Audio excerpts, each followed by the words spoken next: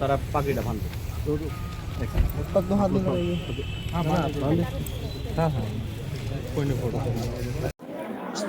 আজকে আমরা গুরুদ্বারে এখানে এসেছি এবং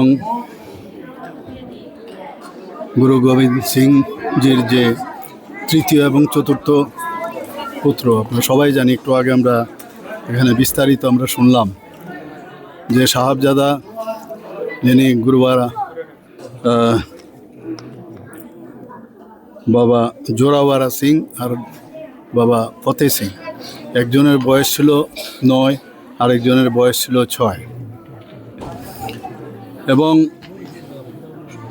1705 সালে যা এখানে আমরা শুনলাম, ঔরঙ্গজেবের তখন মুঘল সম্রাট এবং যেভাবে যে শিখ ধর্মাবলম্বী যারা আছেন তাদেরকে যেভাবে অত্যাচার করেছে এবং তাদেরকে যেভাবে ধর্মান্তর করার যে চেষ্টা করেছিল, তার আজকে কিন্তু একটা ঝলক আমরা এখানে দেখতে পেলাম।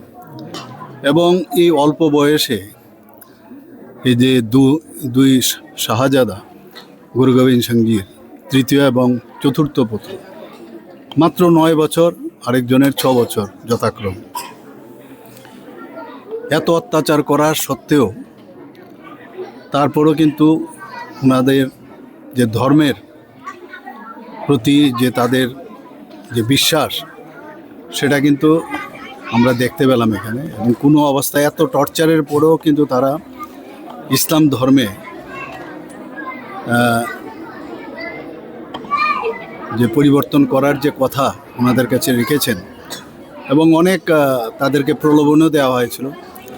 কিন্তু যেরকম গুরু গোবিন্দ সিংজি যেভাবে উনি এই মুঘল সাম্রাজ্য বা মুঘলদের বিরুদ্ধে যুদ্ধ ঘোষণা করেছেন, আমরা দেখেছি ওনা যে ঠাকুরমার সাথে ওদেরকে সেপারেট করে নির্মমভাবে, এটাকে বলে ওয়ার্ল্ড ব্রিক, তাদেরকে যেভাবে সমাধির মতো যে ব্যবস্থা করেছিল, সেটাও আমরা দেখতে পেলাম যে ঈশ্বরের যে শক্তি, এত শক্তি, যে শক্তির কারণে সেগুলো কিন্তু ভেঙে গেছে। তারপরও তারা কিন্তু কোনো অবস্থায় দেখা গেল তাদের প্রাণ কিন্তু তখনও যায়নি, শেষ পর্যন্ত গলা কেটে তাদের নিহত করা হলো, শহীদ করা হলো। আজকে মাননীয় প্রধানমন্ত্রীজি, আমরা এতদিন ধরে এই বিষয়ে কিন্তু কোনো দিন ন্যাশনালি কেউ কোনো দিন এসব বিষয়ে চিন্তা করেনি। 2022-এ মাননীয় প্রধানমন্ত্রীজি বললেন যে এই যে দুজন শহীদ হয়েছেন এত কম বয়সে, তো এটা বাল শহীদ দিবস হিসাবে উনি প্রতি বছর উনি ঘোষণা করেছেন 2022 থেকে।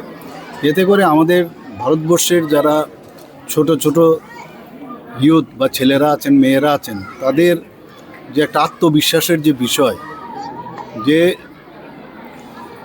কিভাবে বলিদান দিতে হয় এবং নিজের প্রতি কতটুকু আমাদের আস্থা থাকলে, আমাদের ধর্মের প্রতি আস্থা থাকলে, আমাদের দেশের প্রতি আস্থা থাকলে, দেশকে সামনের দিকে এগিয়ে নেওয়ার জন্য যে ওনাদের যে কোরবানি দিয়েছেন, তাদেরকে সামনে রেখে এটা কিন্তু একটা শিক্ষার বিষয়।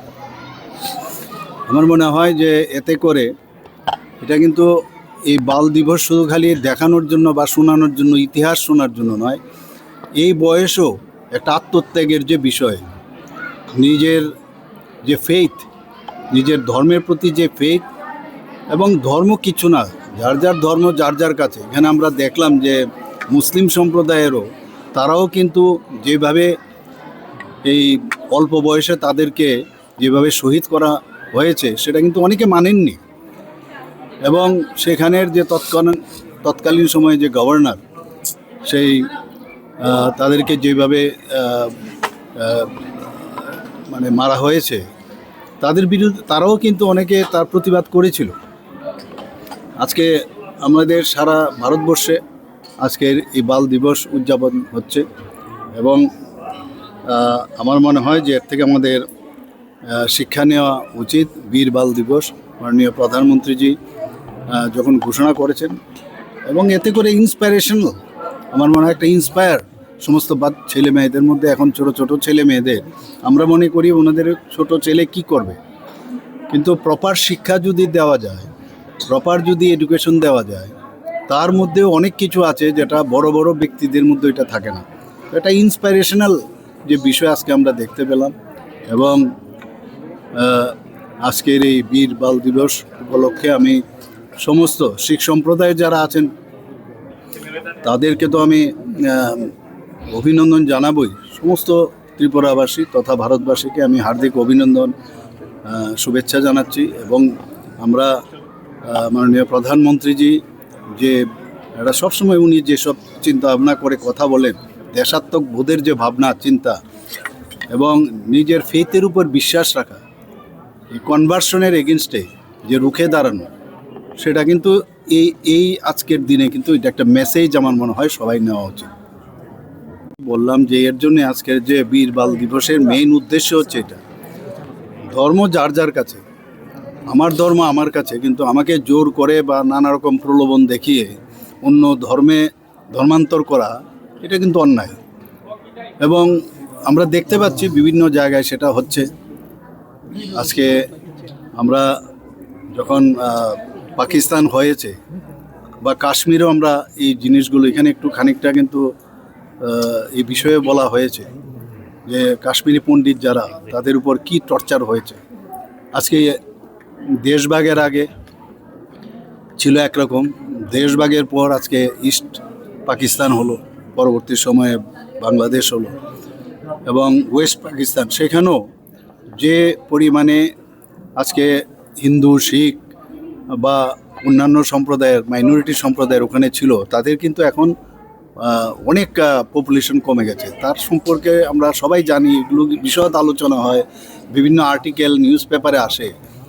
তো বিরাট একটা কোশ্চেন মার্ক আজকেও কিন্তু এই বীর বাল দিবসে এগুলোকে এই কারণেই স্মরণ করতে হয়, এবং তার বিরুদ্ধে আমাদের এখনও সামাজিকভাবে কিভাবে প্রতিরোধ করা যায়, এবং ন্যাশনালি এবং ইন্টারন্যাশনালিও আমাদের এই বিষয়ে কিন্তু आवाज তোলা প্রয়োজন। 8 सिखों को भेजा, कभी 5 सिखों को